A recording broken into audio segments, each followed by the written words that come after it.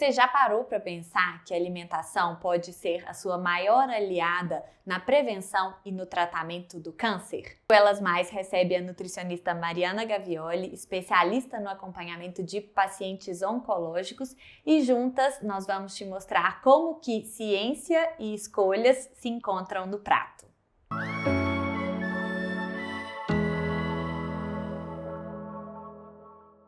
Existe uma frase atribuída a Hipócrates, o pai da medicina, que é que a alimentação seja o seu remédio e que o seu remédio seja a alimentação. No Elas Mais, eu falo muito sobre o poder da nutrição, da dieta de qualidade na promoção de saúde. Hoje eu quero falar sobre o papel terapêutico da nutrição. Depois de um diagnóstico de uma doença crônica ou de alguma condição que precisa ser cuidada, qual é o papel da alimentação, da dieta de qualidade? E para isso eu trago hoje aqui a nutricionista Mariana Gavioli. Ela é especialista no acompanhamento dos pacientes oncológicos, aqueles pacientes que tiveram diagnósticos de cânceres de diferentes tipos, mas que precisam de um acompanhamento nutricional.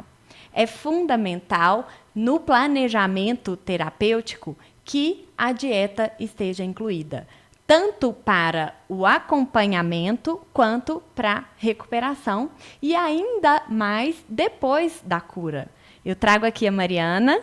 Seja muito bem-vinda, é um prazer conversar com você, Mari. Muito obrigada, Patrícia, pelo convite. Muito legal estar aqui com vocês agora e dividir um pouquinho dos meus conhecimentos da minha vivência. E a vivência dela é uma vivência real.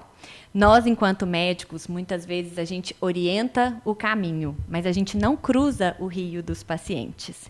E a Mariana cruzou. Ela teve um diagnóstico, ela foi uma paciente oncológica, ela venceu o tratamento do câncer de mama, que um parágrafo, o câncer de mama é o câncer mais prevalente nas mulheres, e hoje ela trabalha na recuperação desses pacientes. Então, ela realmente utiliza a experiência dela alinhada a todo o conhecimento que ela veio adquirindo. Mari, para a gente começar, fala um pouquinho da sua história para a gente. Então, vamos lá, Paty. Eu, aos 31 anos, eu fui diagnosticada com câncer de mama. Mas não foi numa situação qualquer, né? Eu estava grávida de 6 meses do meu filho, do João Pedro, quando um nódulo que estava na minha mama começou a crescer. E aí, como eu queria muito amamentá-lo, eu resolvi procurei a mastologista, avaliamos, ela falou, olha, realmente ele cresceu, um nódulozinho que eu já tinha antes, que era fibroadenoma, mas ele cresceu, eu queria amamentar, então nós retiramos. Nessa retirada, eu estava trabalhando normalmente, passa alguns dias, ela me liga, Mariana, seu diagnóstico saiu, vem cá buscar. E eu normalmente, não preocupei com nada, cheguei lá no consultório, ela colocou em cima da mesa. E aí estava escrito assim, carcinoma. Como eu sou da área da saúde, antes de eu ser nutricionista, eu sou bióloga, eu vi aquela palavra e falei, nossa, e agora? Eu tô com câncer. Então, assim, isso foi há quase 8 anos atrás, e realmente foi um susto naquele momento. Mas eu sou uma pessoa muito tranquila, muito calma. E eu falei, o que tem que acontecer? O meu filho tem que nascer. Primeira coisa que eu preocupei foi com o meu filho. Depois foi comigo. Mas durante esse período eu falo assim, a importância enorme que a gente tem de uma rede de apoio e de bons profissionais. Então, assim, a minha oncologista, minha mastologista, minha obstetra, todo mundo, assim, foi sensacional e me ajudou nesse processo. Então, eu grávida do João Pedro ainda, eu passei por uma mastectomia total da mama direita. Eu fiz uma quimioterapia com ele na barriga e aí adiantei um pouquinho, ele nasceu com 38 semanas. Mas nasceu super bem, e assim que ele nasceu, eu continuei com o tratamento. Então, foram 16 sessões de quimioterapia, junto com a mastectomia, e segui minha vida normalmente. E passou mais um pouquinho, voltei a trabalhar, aquela vida um pouco mais acelerada. Quando eu estava quase completando 5 anos de remissão, eu tive uma recidiva. Vamos fazer uma pausa aqui, porque são muitas novidades. Primeiro, foge o padrão, né, do diagnóstico. Geralmente, nós, mulheres, somos orientadas a fazer a mamografia a partir dos 40 anos. Você tinha menos que isso na época. Estava grávida, ou seja, era um banho hormonal ali que você também estava recebendo. Precisou passar pelo tratamento durante a gravidez, que é um dos grandes questionamentos de qualquer diagnóstico, se você está grávida, se espera, se não espera. E frente à urgência de um diagnóstico oncológico, o tratamento ele não pode ser protelado. E depois, essa questão da amamentação também, que era um desejo seu e que lhe foi amputado, de certa forma. Então, tem essa questão, além do diagnóstico, as consequências do diagnóstico, as consequências psicológicas também, tendo que manter essa robustez física, né, Mari? E depois veio esse diagnóstico da recidiva, que é mais uma surpresa, mas aí eu acredito que aqui tenha sido num momento diferente, talvez, da sua vida. Foi diferente, Paty, porque o câncer, eu sempre falo muito isso. Infelizmente ainda, o câncer ele é associado à expressão morte. Falar em câncer, todo mundo assusta, acha que o diagnóstico de câncer é o diagnóstico de morte, mas não é isso. Hoje a sobrevida do câncer, ela é infinitamente maior do que a mortalidade. Só que, infelizmente, a notícia ruim, ela prevalece, né? Então, uma coisa extremamente importante durante o diagnóstico é mudar o estilo de vida. Mudar o estilo de vida. E isso eu fiz muito entre um diagnóstico e outro. Só que o diagnóstico do câncer não é somente uma doença, o câncer não é somente uma doença biológica. Ela tem outros fatores também que são fatores emocionais. Então, tem vários pontos que precisam ser organizados nesse quebra-cabeça que foi desmontado. E alguma coisa ainda eu não tinha aprendido do primeiro diagnóstico para o segundo. E acho que é importante falar, até devido à idade, que era muito nova. Talvez não fosse uma expressão do estilo de vida também, né? 31 anos não é um tempo suficiente de vida para que esse diagnóstico ser um diagnóstico relacionado a um estilo de vida, que eu imagino que o seu estilo de vida nem fosse ruim naquela época. É claro que a gente sempre pode melhorar, a gente sempre pode vem com a maturidade esse desejo de melhorar e a gente corrigir aquelas pequenas falhas que todos temos, né? Mas é um azar, talvez, né? Talvez um sorteio aí do destino que você foi não a premiada, mas que você foi a escolhida. Então, isso, né? Um tipo de câncer que é tão prevalente, mas que não é tão prevalente na mulher jovem, embora a gente esteja vendo aí um crescimento de diagnósticos em mulheres jovens. A que isso se deve? A essa multiplicidade de fatores. Pode ter genética envolvida, pode ter a epigenética envolvida, né? Que é essa interação do ambiente com a genética desfavorável, essa questão dos fatores psíquicos que você está falando também. Tem muito disso, assim, eu sempre tive uma qualidade de vida boa, sempre fui uma pessoa que cuidei muito da minha alimentação, eu sempre pratiquei exercício físico, tanto que quando eu tive a recidiva, eu estava há 15 dias de fazer uma prova de triatlon, então eu estava treinando para fazer uma prova de triatlon quando eu tive uma recidiva, só que eu era uma pessoa um pouco mais estressada, sabe? Trabalhava muito, eu dava aula em faculdade na época, dormia pouco. Então, eu acredito um pouquinho que esses fatores possam ter influenciado diretamente nisso também. Quando eu tinha feito meu mestrado, doutorado, trabalhei com muitas substâncias químicas. Então, realmente, foi um diagnóstico muito precoce e que, por conhecimento do meu corpo, eu me diagnostiquei um nódulo. Dali pra frente, a gente descobriu o que era. Por isso que eu falo da importância constante da mulher, principalmente, se olhar no espelho, se conhecer, saber o que tem no seu corpo e o que não tem. E não postergar, achei alguma coisa diferente? Então procura saber. Procura saber. E a gente tende a não se conhecer, ou pelo menos automatizar tudo, né? Então, a não ser que esteja gritando, a gente não presta atenção. Então, a gente aprender os sinais que o nosso corpo dá. Nós, mulheres, somos cíclicas, naturalmente cíclicas. A gente varia, sim, mas o corpo ele está o tempo todo dando sinal. Então, são sinais que, às vezes, ele vem a partir de uma fadiga, uma queda de cabelo. São sintomas inespecíficos, mas que, se a gente for investigar a fundo, querendo ou não, é uma dica que o seu corpo está te dando, né? Se a gente for pensar na nossa base de saúde, que é dieta, atividade física e sono, a atividade física estava ajustada. E em relação à nutrição, como é que foi a sua experiência? Como é que foi essa virada de chave? Por que já bióloga você resolveu estudar nutrição? Então, eu falo que assim, o tratamento ele me trouxe muitas coisas boas, muitas coisas muito melhores do que piores. Teve a mutilação da mama, claro, teve a queda do cabelo porque eu fiquei careca, teve inchaço com a medicação, eu sei tudo isso que todo mundo passa, porque eu já senti isso na pele. Só que eu tive muito mais aprendizado e um dele foi essa virada de chave para a nutrição. Porque eu era professora universitária e a partir do momento que eu tive o primeiro diagnóstico, eu dava aula inclusive no curso de nutrição, eu vi o quanto que a nutrição ela era terapêutica para o meu tratamento. Porque como que a nutrição ela pode ser terapêutica durante o tratamento oncológico? Principalmente por duas questões. Reduzir os efeitos colaterais do tratamento, que a nutrição é um dos pontos principais, e o outro, manutenção de massa muscular. Porque o tratamento ele gera a sarcopenia, que é a perda de massa muscular. E perda de massa muscular reduz o metabolismo, diminui muitas das vezes a eficiência da medicação.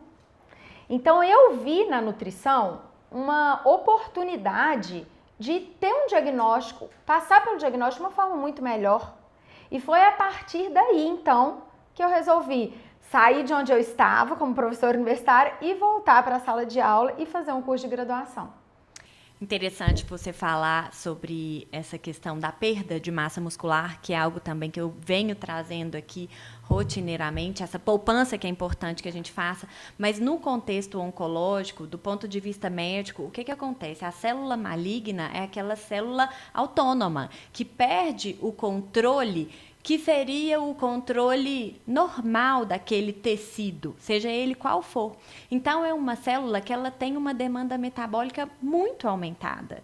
E o corpo continua acontecendo, nosso sistema imune, ele está o tempo todo atento a isso. Então, a gente tem uma atividade metabólica e inflamatória muito diferentes. E isso acaba mudando toda a forma como nosso corpo funciona.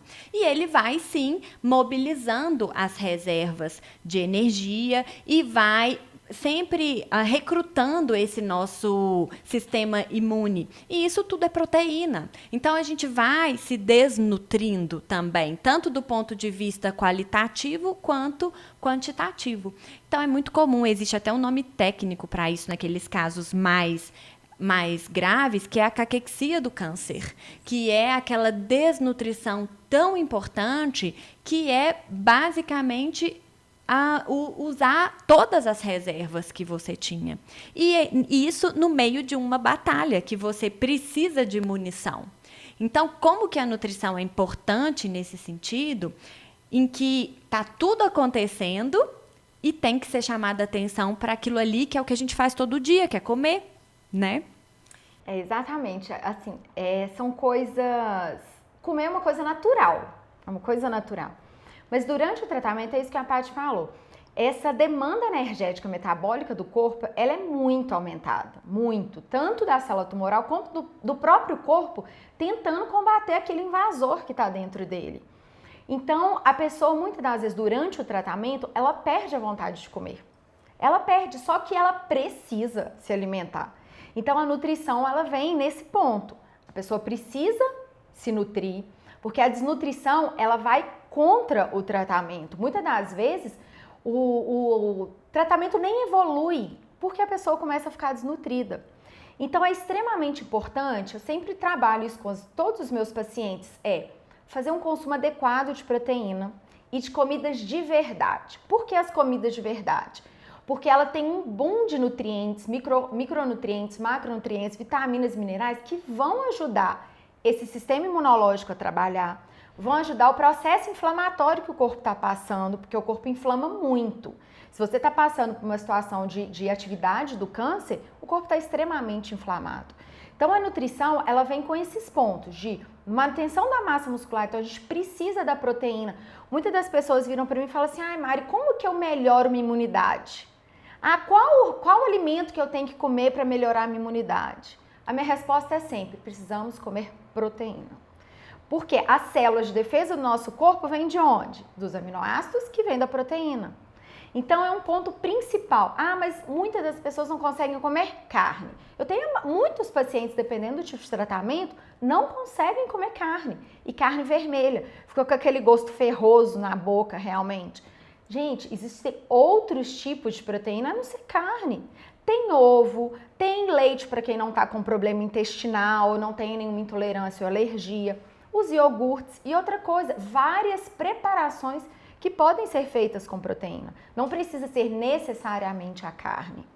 É interessante chamar essa atenção para o tratamento em si, os efeitos colaterais que já conhecemos, náusea é comum, a alteração da digestibilidade, a alteração da capacidade do intestino em absorver, tem muita gente que tem diarreia, tem muita gente que o intestino prende, então também entender essa individualidade em relação à tolerância, à palatabilidade, é muito importante para poder fazer com que aquilo seja mais suave para o paciente, né? Então, variar também as opções que nós temos. A natureza ela é tão sábia que ela já traz as coisas da melhor forma possível. Vou dar um exemplo clássico aqui, por exemplo, o leite. Todo mundo sabe que, classicamente, o leite é fonte de cálcio. O cálcio, para ser absorvido, ele precisa da vitamina D. Tem no leite, né? Para já facilitar a absorção, tanto de um quanto do outro. Então, essa questão de, às vezes, a gente buscar soluções externas também não é o mais indicado, porque o que está na natureza,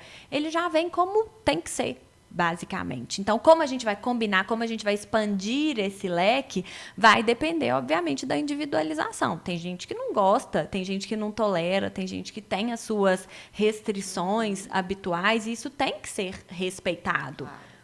E é muito legal você falar disso, Paty, porque é isso, o alimento, ele é completo. Então, por exemplo, em relação à suplementação, muitas das pessoas sabem do efeito anti-inflamatório da cúrcuma, mas durante o tratamento, a maioria dos quimioterápicos ou dos medicamentos orais não é recomendado utilizar a cúrcuma. Mas qual cúrcuma? A cúrcuma em pó.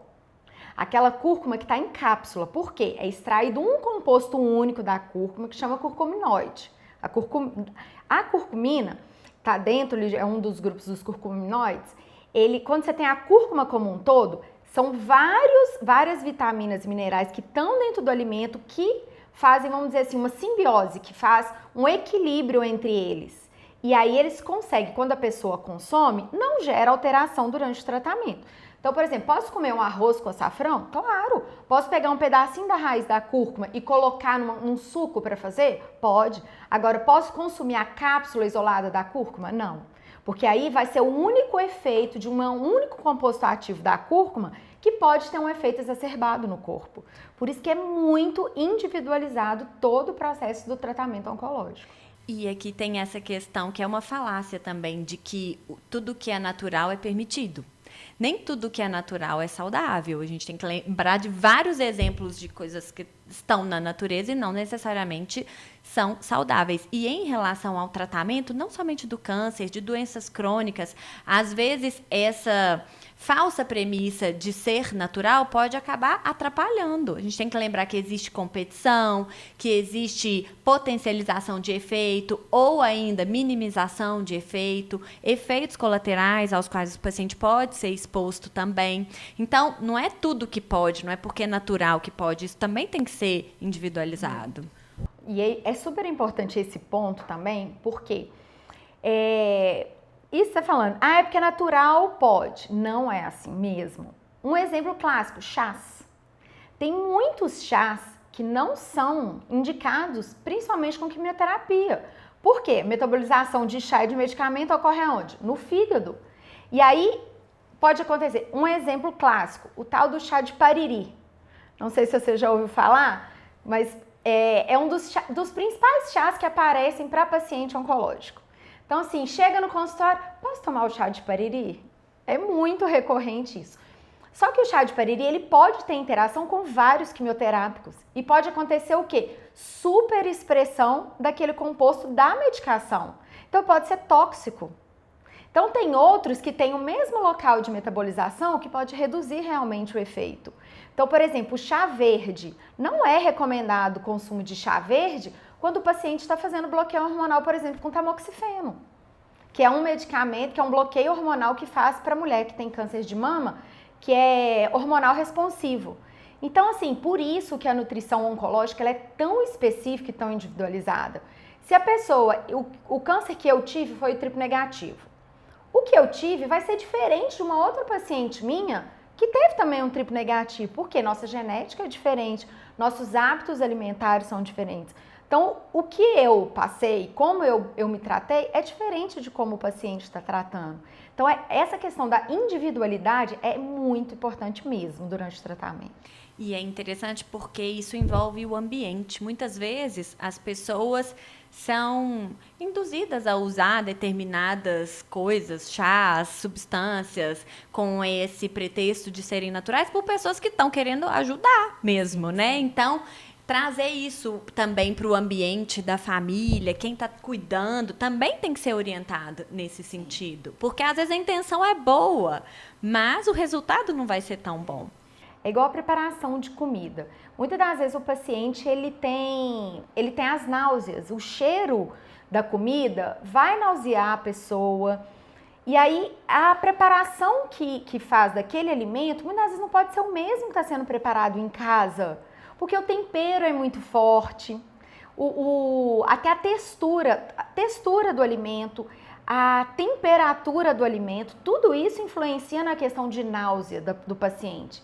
Então, quem prepara tem que ter um pouco de orientação. Então, muitas das vezes eu peço para os meus pacientes virem acompanhados. Por quê? Primeiro que a cabeça do paciente oncológico fica extremamente agitada e muitas vezes esquece que também é um dos efeitos que pode ocorrer com a quimioterapia.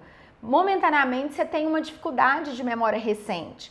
Então, o paciente estando acompanhado junto, o outro pode prestar um pouquinho mais de atenção. Então, por exemplo, vamos fazer uma carne, mas vamos colocar temperos mais naturais, uma erva, um orégano, um manjericão, não vamos trabalhar só com a cebola e com alho, por exemplo? Porque outro efeito é perder a palatilidade, o sabor da comida, né? Vai mudando o sabor da comida. Então a gente tem que explorar esses temperos diferentes. E manter essa relação boa com a comida, que é a relação de afeto também, que é importante, de conforto, de memória afetiva. Isso também faz parte do tratamento como um todo, né? O tratamento, ele não pode ser só ruim, né? Ele não pode ser só um desafio, ele tem que ser inclusivo em relação a esses momentos bons ao redor da mesa, que resgata tanta coisa, né? Qual que foi a sua maior dificuldade em relação a essa parte de alimentação? Tinha alguma coisa que você não comia, que passou a comer? Alguma coisa que comia demais e viu que não era tão legal?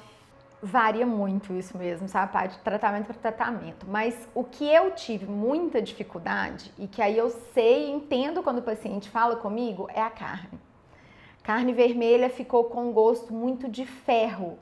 Então, alguns tratamentos deixam um gosto metalizado na boca. Então, a carne eu tentava esconder ela, eu sabia da importância, mas eu tentava esconder ela de alguma forma, mudar a forma de preparo. Então, às vezes fazia bolinhos com batata para tentar comer, esconder um pouquinho a carne. Agora, durante o tratamento, o que mais mudou para mim foi a questão do doce. O doce e o carboidrato deu uma vontade assim constante, parece que o seu corpo está pedindo energia o tempo todo e a energia vem mais rápida desses tipos de alimento. Então eu sei que é difícil quando alguns pacientes falam comigo assim, eu tô com muita vontade de comer doce, eu sei o que é isso. Então o que eu tento? Sempre algumas preparações mais saudáveis. Então vamos pegar a banana, amassar ela, colocar no micro-ondas, jogar um pouquinho de cacau em pó, um pouquinho de canela, dá para fazer um bolinho de banana, fica bem gostoso. Podemos consumir chocolate? Chocolate 70% controlado é bem-vindo. Controlado, tá, gente? Não é assim, vou comer chocolate à vontade. Porque tem os flavonoides também que são antioxidantes, anti-inflamatórios. Então, por isso que a dieta, o planejamento alimentar, a dieta, ela tem que ser individualizada e sempre tem o que fazer. E a gente vê muitas vezes essa oscilação entre os extremos, né? De ganhar muito peso ou de perder muito peso, e essa adequação nutricional ser cada vez mais importante, uma vez que muitas vezes o exercício físico também vai ficar comprometido. Até pela disposição, enfim, né? Então, fazer esses ajustes de forma individualizada vai fazer toda a diferença no resultado. Isso. E foi bom você falar em relação ao exercício, porque eu falo, paciente meu não sai sem fazer exercício do consultório. Tem a fadiga oncológica, que é um dos principais efeitos colaterais mesmo do tratamento, é uma dorzinha que dá na musculatura, uma dorzinha que dá na articulação. É diferente, lembra um pouquinho aquela dorzinha pós-treino, só que pensa aquela dorzinha pós-treino constante. Só que da mesma forma que a nutrição é extremamente importante no combate do câncer, o exercício também é. E o único movimento que vai reduzir fadiga oncológica é exercício físico. Não tem medicamento, não tem alimentação. O que previne e o que melhora a fadiga oncológica é contratilidade muscular. Não é assim, é percepção de esforço. Muda. Se você fazia um exercício de agachamento com 10 quilos, se você consegue fazer agachamento com peso livre, com o próprio peso do seu corpo, tá ótimo. O importante é movimentar. Hoje eu só consigo fazer uma caminhada. Tá ótimo. É a caminhada que vai te manter ativo. Então, isso assim, exercício tá lá dentro das minhas orientações, uma obrigatoriedade mesmo. Não consigo fazer? Faz alongamento. Tudo isso é importante durante o tratamento. O movimento, como você disse, né? O movimento, a atividade física é qualquer tipo de movimento. Pode ser o programado, que é o que a gente tira o nosso tempo e vai para academia, ou vai fazer aquele exercício que estamos acostumados, e o não programado, que é o grau de movimentação ao longo do dia mesmo. Se estamos mais sentados, para ficarmos mais de pé, subirmos escada, caminharmos um pouco mais, evitarmos esses períodos de sedentarismo, né? Isso é fundamental. E às vezes, realmente, para incluir numa rotina que está no hospital ou que está passando mal, a gente tem que realmente priorizar como uma medida terapêutica. Exatamente, exatamente. Então, assim, a paciente acamado tem o que fazer? Tem o que fazer. Paciente que tá com disposição, posso continuar fazendo tudo que estava? Tem algumas pequenas restrições, mas pode. Mas sempre eu falo isso, Paty, a percepção de esforço, sabe? Tem gente que trabalha com isso, sabe o limite do paciente. E o paciente também precisa perceber qual é o limite dele. Porque se o paciente fala assim, hoje eu tô cansado, não vou fazer nada não. Aí amanhã, hoje eu também tô cansado, vou ficar aqui deitado. Quanto mais deitado e mais cansado o paciente ficar, mais fadiga vai ter, menos vontade de fazer as atividades vai ter. Então é assim, é um pouquinho todos os dias, mas já vai. E em relação, voltando agora à nutrição, existe algum alimento que seja poderoso? Existe algum alimento que seja importante aí, tanto na prevenção quanto no tratamento, durante o tratamento do câncer? Paty, um único alimento não vai ter. Um único alimento não existe. O que existe é a combinação de alimentos. Então, hoje já é bem estudado, já é bem relatado na literatura mesmo sobre a dieta mediterrânea, né? Mas é lá no Mediterrâneo. Não, a gente consegue adaptar para a nossa alimentação. Então, não existe um alimento específico, mas o que eu gosto sempre de trazer é aquela velha frase, descascar mais e desembalar menos. Porque hoje o acesso aos ultraprocessados é muito grande. Então eu sempre falo, vamos evitar os ultraprocessados e evitar, a única coisa que eu sempre peço para os pacientes vamos evitar os embutidos. Os embutidos, eles não são, primeiro que eles não são alimentos, são produtos alimentícios. E eles trazem muito malefício, mas a gente consumir um prato colorido, verde, roxo, o amarelo, ter um prato colorido, ter a proteína e um carboidrato de boa qualidade junto, isso é prevenção, isso é tratamento. O industrializado, muitas vezes, ele é necessário, na verdade, ele foi necessário aí, né, com o aumento da população, a produção em escala, isso facilita o acesso, mas para quem pode minimizar o consumo, é uma grande medida de saúde. A nossa pirâmide de saúde, a pirâmide brasileira alimentar, é uma das mais importantes, reconhecidas mundialmente, e a orientação é basicamente restringir o consumo de ultraprocessados. É priorizar o consumo de alimentos naturais, eu falo aqui que é feira e açougue, basicamente, em detrimento do que a gente compra em supermercado. E nem em rótulos a gente pode confiar completamente. Primeiro que o leigo vai ler, não entende quase nada do que está ali. E do que ele entende, às vezes a própria legislação permite uma maquiagem ali de rótulo. O que está escrito que não é açúcar, às vezes é açúcar. O que tem ali como se fosse um componente que a gente não sabe o que é. Às vezes ele tem, inclusive, propriedades cancerígenas. Então, isso não tem que saber, né? Ninguém tem que ter esse conhecimento técnico. Mas, então, qual que é a nossa função? Evitar. Diminuir a exposição, basicamente. Começou a ter aqueles nomes esquisitos demais nos rótulos, aqueles números que vêm demais lá nos ingredientes. Pode saber que é melhor ficar longe. É isso que você falou, Paty. Não às vezes, alguns momentos são necessários consumir um alimento e outro, mas que isso não seja a frequência, não seja a maior parte do consumo.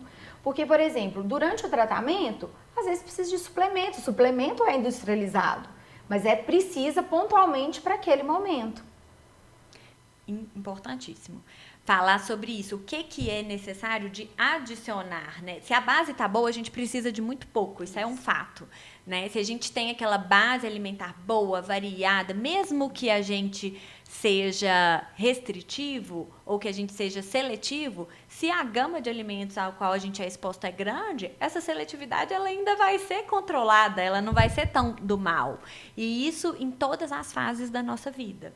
Por quê? Porque o diagnóstico oncológico pode acontecer em qualquer fase da nossa vida. A Mari é um exemplo, uma paciente jovem que foi aí surpreendida pelo diagnóstico, felizmente passou por ele da melhor forma possível e hoje está aqui realmente dando seu testemunho e não somente ajudando as pessoas, como eu falei lá no início, porque dando as mãos, colocando o pezinho na água também, porque ela já passou por isso. Mari, dá uma dica pra gente aqui, prática. Às vezes, quem tá aí vivenciando esse diagnóstico, sabendo que a gente precisa ter um cuidado muito grande com a nossa imunidade também, e às vezes até a forma de preparo dos alimentos influencia nisso. Tem alguma coisa, assim, que a gente deve evitar? Paty, pro geral tem. O que é importante nessa questão? Evitar alimentos crus, proteínas cruas. Então, assim, o bife é ideal que seja bem passado, evitar comida japonesa, porque muitas pessoas gostam. Saladas cruas precisam ser muito bem higienizadas. Então, consumir mais em casa mesmo, que está bem higienizado, e evitar consumir na rua. E eu vejo também por aí em rede social vilanizando muito o consumo de açúcar ou de qualquer açúcar. O açúcar realmente é esse vilão para o câncer? Então, ele é um vilão, mas ele não tem que ser excluído totalmente da alimentação. Não tem por quê? Porque muitas das pessoas entendem que o açúcar é que faz o câncer crescer. Mas o câncer é uma célula extremamente fácil de se adaptar ao metabolismo. Então, se você tirar o açúcar, ele vai consumir proteína, ele vai consumir gordura. Então, não é para retirar. Eu não retiro 100% de açúcar da alimentação dos pacientes oncológicos. Uma outra complicação comum nos diagnósticos de câncer é a anemia. E a gente sabe que para combater a anemia e para prevenir é importante que fontes de alguns micronutrientes sejam incluídos, de ferro, de vitaminas do complexo B. O que são as fontes mais facilmente adquiridas? Para a vitamina B12, algumas podem ter ferro e vitamina B12. O principal local que a gente vai achar carne, né? Então, até o próprio fígado de boi. O fígado de boi, ele é recomendado durante o tratamento, bem passado, estando bem passadinho. O paciente que consegue consumir, consome. Se não, vamos tentar a carne vermelha de uma outra forma. Lembrando que carne vermelha, a recomendação para paciente oncológico é de 500 gramas por semana. Às vezes as pessoas acham que é muito também, e não é tanto. Se você dividir isso ao longo da semana, dá para fechar essa conta, né? Tranquilo.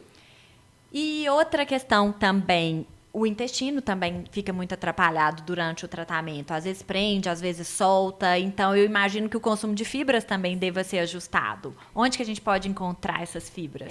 Então, são duas situações mais recorrentes durante o tratamento. Ou a diarreia ou a constipação. Então, vamos sempre assim, vamos pensar a grosso modo. Paciente está constipado. O que a gente precisa? Aumentar as fibras solúveis para o paciente conseguir ir melhor ao banheiro. Por exemplo, utilizar as frutas com cascas, né? Tô com muita diarreia, então a gente já tem que reduzir um pouquinho algumas fibras. Então, por exemplo, a maçã quentinha sem casca, ela aquecida sem casca, tem muito uma substância que chama pectina, que ajuda no intestino. Então, é sempre assim, aumentar a fibra para constipado e reduzir alguns tipos de fibra para o paciente que está com diarreia. E hidratação, tem um consumo mínimo de água? Sim, hidratação é um ponto que tem que ser muito enfatizado para o paciente. É trabalhar mais ou menos com 35 ml por quilo do paciente. Então, paciente no dia de quimioterapia, se você consome no seu dia a dia 2 litros, paciente no dia de quimioterapia tem que consumir 4 litros. Porque ajuda a sair aqueles metabólitos, aqueles medicamentos do seu corpo mais rápido e diminui os efeitos colaterais. E tem alguma questão específica em relação à náusea, tonteira, a quantidade de sal? De náusea, por exemplo, o que a gente pode trabalhar com náusea? Alimentos mais gelados e às vezes até ele mais endurecido. Porque quando o alimento ele fica muito mole, tem muito caldo, isso faz muita salivação, pode deixar o paciente um pouco mais nauseado. Em relação ao sal, é de acordo com o que o paciente realmente pode consumir. E volume e frequência, isso do estômago ficar distendido com grandes volumes também, eu imagino que possa piorar esses sintomas, Pode, né? mas é um pouco difícil o paciente oncológico conseguir comer tanto. É mais o contrário, ele come até menos. E essa questão que você abordou agora, ela é legal, porque comer em menores volumes e mais vezes ao longo do dia ajuda o paciente a não ter náusea. Então, ele ficar com um pouquinho de disposição, porque isso é um ponto que afeta bastante. Existem algumas substâncias que são permitidas, né, entre aspas, no consumo social, cigarro e álcool, e que a gente sabe que está, sim, associado ao desenvolvimento do câncer, tanto um quanto o outro. O cigarro, acho que nem cabe a gente conversar, mas em relação ao álcool, existe alguma tolerância mínima? Então, Paty, pelas recomendações, não existe nenhum mínimo que o paciente possa consumir. Mas o paciente, muitas das vezes, ele tem o convívio social, principalmente pós-tratamento, pós-quimioterapia. Não tem um pouquinho que a gente recomenda, mas o paciente tem que ter a vida social dele também. Então, se o paciente quer de vez em quando tomar uma tacinha de vinho, vai brindar, uma tacinha não vai ser aquela única tacinha. Se a pessoa tem uma mudança de estilo de vida, vive de uma forma boa, não vai ser aquela única tacinha que vai gerar um problema. Lembrando que não tem recomendação mínima para isso.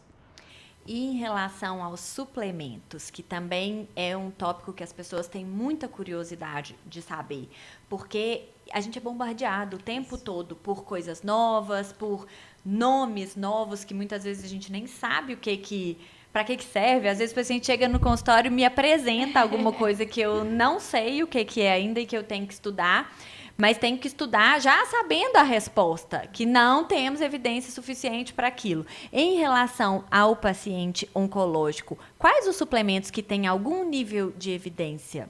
Então, em relação aos suplementos, sempre varia qual é a medicação que o paciente está fazendo uso. Mas quais são os suplementos que têm segurança de se utilizar? Mas lembrando que precisa de uma indicação de nutricionista ou do médico. Ômega 3, no processo anti-inflamatório, ajuda em questão de dores também. Vitamina D, mas a vitamina D não associada a K2, que a gente precisa de ter um cuidado, isso aí seria pós-tratamento. Dependendo do tipo de colágeno para a estrutura muscular e whey protein. Então esses são, e outro também que assim é variado, mas tem uma aceitação bem tranquila, é a creatina. Creatina, isso. Que dá uma ajuda nessa questão da segurança da massa muscular, para evitar que o paciente perca muita massa muscular. Os outros suplementos, todos é importante ser avaliado individualmente junto com cada tratamento. E o uso da creatina, ele pode ser indicado independente da prática de exercício? Pode. Para paciente oncológica, ela pode ser indicada independente da prática de exercício. Mari, sobre a sua experiência, que foi um diagnóstico de câncer de mama, muitos tipos de câncer de mama, eles requerem um tratamento que envolve o bloqueio hormonal, que é o que falamos aqui sempre também, que parece muito com a menopausa, com o que acontece na menopausa. Mas enquanto na menopausa, no climatério, aquilo vai acontecendo de uma forma progressiva, no tratamento oncológico é de uma forma brusca. Você não passou por essa questão de deprivação hormonal completa, não, certo? Certo. Mas você certamente tem as consequências desse desequilíbrio hormonal secundário ao tratamento. Como é que está sendo isso para você? O câncer que eu tive foi triplo negativo, então eu não precisei de usar o bloqueador hormonal, que é o conhecido como a castração química, né? Que eu não gosto muito dessa expressão, porque eu acho pesada, mas é essa baixa abrupta dos hormônios sexuais. Então, eu não cheguei a ter essa baixa muito rápida, mas eu fiquei com essas oscilações, eu ainda fiquei e ainda passo por esse processo, porque eu tive o primeiro tratamento e tive o segundo.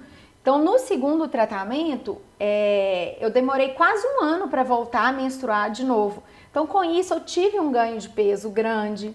Então, só quando o meu corpo começou a ter um equilíbrio hormonal novamente, é que assim, eu consegui ajustando a alimentação, ajustando o exercício, ajustando o sono, comecei a perder peso novamente.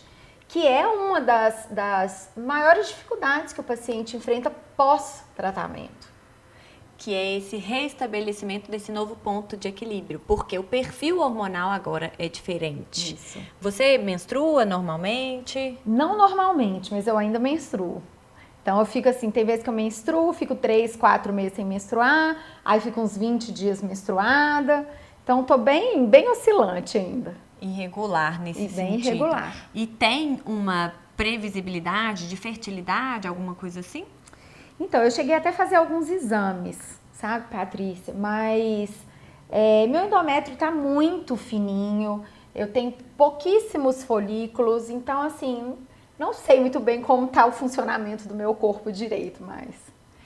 Essa questão do tratamento pós-câncer, do acompanhamento, também é muito importante para que seja falado.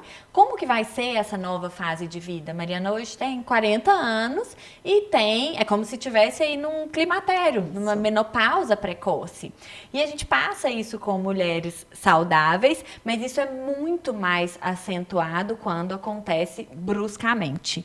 E cai de paraquedas ali naquela deprivação hormonal, que eu imagino que você tenha se visto em algum momento com todos aqueles sintomas clássicos, as ondas de calor, ressecamento, alteração de qualidade de tecidos, pele, pelo, cabelo, memória, cognição, humor.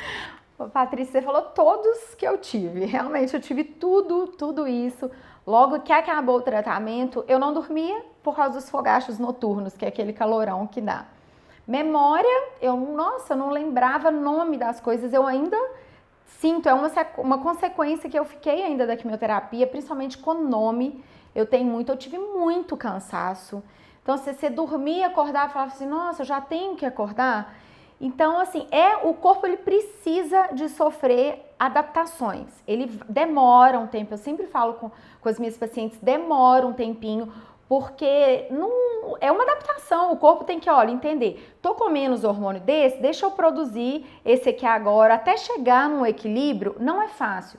Então, esse olhar, principalmente para paciente pós-tratamento, ele tem que ser muito importante, porque dá muita atenção durante o tratamento e depois. O depois ele é importante porque o paciente passou, eles utilizam essa expressão sobrevivente do câncer. A sobrevivente do câncer, para ela continuar tendo uma vida boa, uma qualidade de vida, ela tem que adaptar a vida dela ao novo normal dela. Então, assim, é o trabalho que você faz com a endocrinologia, é o trabalho que eu faço com a nutrição, é o psicólogo, é o personal, é uma equipe trabalhando junto com aquele paciente. E muitas vezes essa expectativa de vida é longa. Muito. Né? Então, essa parte do tratamento foi uma parte da vida que vai se estender ainda por muito tempo, né? E em relação ao apoio ali da família, que agora eu tô imaginando aqui você vivenciando um puerpério climatério. As duas revoluções hormonais ao mesmo tempo. Não, no meu primeiro diagnóstico, o puerpério tomou conta. Eu falo assim, a atenção que eu precisei de ter com meu filho recém-nascido me fez esquecer que a Mariana estava em tratamento. Então, assim, era quinta-feira que eu fazia quimioterapia, quinta-feira à tarde. Então, era quinta-feira de manhã, mãe, você pode ficar com o João Pedro? A minha tia podia ficar, a tia do meu marido podia ficar. Aí era hora de eu olhar para mim. Fora isso, a atenção foi voltada para o meu filho. Já no segundo tratamento, não. Aí eu consegui perceber tudo que estava acontecendo comigo. Essa privação hormonal foi muito difícil. Para mim, o pior sintoma foram os fogachos. Esse aí, para mim, foi muito difícil. E eu já estava na nutrição, então eu fui balanceando. Reduzi alimentos termogênicos, então gengibre, canela. O açúcar, ele também desperta muito esses fogachos. Bebida alcoólica de jeito nenhum. Não podia nem pensar no vinho que eu já tinha fogacho. Então, chocolate, todos esses alimentos, eles davam gatilho a mais para os fogachos começarem. E sem hora. Nossa senhora, sem hora. Principalmente de madrugada, mas era sem hora. De repente eu estava assim, conversando com alguém, vinha aquele calorão que sobe, ele sobe de baixo para cima. Aí sua cabeça ferve, aí passa, aí vem um frio depois. É a descrição clássica do que é a onda de calor do climatério. É isso. Que tem a ver com a ausência do estrogênio lá nos receptores do nosso cérebro que regulam nossa termorregulação, como se fosse um sensor de temperatura. Às vezes está todo mundo com calor, está com frio, às vezes você está com frio e está todo mundo com calor. Famoso cobertor curto, né? Outra coisa que me ajudou muito na questão de fogacho foi a acupuntura. A acupuntura e meditação me ajudaram assim enormemente com esses processos do fogacho. Olha como que é interessante esse entorno, né? Às vezes a base tá boa e isso que eu chamo de cereja do bolo, que às vezes vem a coroar aquilo ali que já está sendo bem feito. E esse reestabelecimento no pós-tratamento, como que você faz esse manejo? Você retém os seus pacientes ali no consultório, deixa claro que esse acompanhamento é para a vida toda, que é mudança de hábito, que tem que ser revisitado sempre? Eu acho que essa retenção, ela é sempre muito boa, porque muitas das vezes os pacientes se espelham em mim. Eu sou uma pessoa que hoje do meu último diagnóstico, já se passaram 3 anos, eu tô bem, eu ressignifiquei a Mariana. Hoje eu sou uma Mariana completamente diferente do primeiro diagnóstico, completamente diferente de antes, do primeiro e do segundo diagnóstico. Eu mudei de profissão, eu sou uma pessoa infinitamente mais tranquila, eu vivo o agora, eu não vivo nem o daqui a pouco à noite, não, eu tô aqui agora, estão pensando nesse momento aqui, eu durmo cedo, eu tenho meus horários de trabalho, eu tenho horário de parar de trabalhar, eu não estendo meu horário além daquilo, eu tenho um momento para minha família. Então, eu mostro isso para os pacientes. E a alimentação, ela precisa vir junto, porque com a alimentação a gente vai conseguir minimizar muitos dos efeitos que ficaram remanescentes do tratamento. Então, questão de insônia, questão da memória, questão do ganho de peso ou da perda de peso. Então, a nutrição, ela vem para abraçar tudo isso. Principalmente, temos que regular depois o intestino. O intestino fica muito desregulado após o tratamento. Pele, unha, cabelo, tudo isso dá uma piorada com o tratamento. E a nutrição, ela pode ajudar em todos esses fatores. Uma outra coisa, ela usou essa expressão de sobreviventes do câncer, que realmente não é uma expressão muito simpática, não, né? Mas quando a gente fala desses tipos de câncer que a gente sabe que estão associados ao estilo de vida, eu fico pensando, passou o tratamento, venceu o tratamento e vai voltar para aquele mesmo ambiente em que o estilo de vida que estava todo conturbado, então qual que vai ser a pontinha aí desse fio do novelo que a gente vai começar a desembaraçar para restabelecer esse novo ambiente? É o ressignificar a vida. Você está sobrevivendo ou você vai viver a sua vida?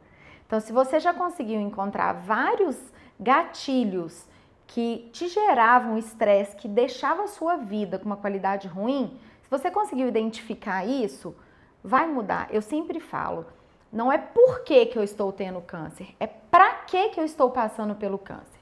Passou o tratamento, o que você aprendeu com aquilo? É exatamente nessa questão. E eu li uma frase outro dia que eu achei que resume isso. Fala o seguinte, que quando você se vê depois, você aprende a minimizar o que é pequeno e a enaltecer aquilo que de fato é grande, né? Então você ressignifica mesmo o que para você tem valor. E às vezes isso acaba surpreendendo a gente, né? Eu sou grata por tudo que eu passei. Eu nunca achei que eu fosse morrer, nunca questionei por que eu tive câncer, nunca fiquei assim. Eu sou grata por tudo que eu passei, porque a partir disso eu descobri o propósito da minha vida, que é ajudar o paciente oncológico a ter uma vida melhor pós-diagnóstico.